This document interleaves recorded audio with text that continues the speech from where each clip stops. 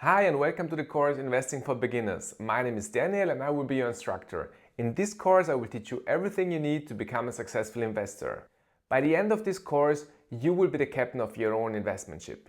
You will be able to take full control of your investment decisions and are well prepared to navigate the complexities of the investment world. This chapter is the introduction to the course and aims to answer 5 questions, namely, who am I, who this course is for, what you can expect to learn, how I will teach, and what this course is not. Before we start, I want to tell you a few things about myself. My name is Daniel and I am from Vienna, Austria.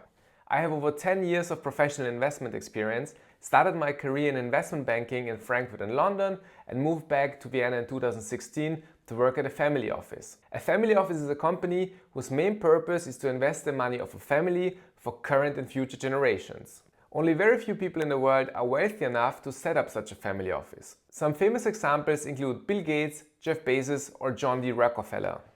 In this course I want to share with you the skills that I've gained over the years working at a family office to help you make the right investment decisions for yourself.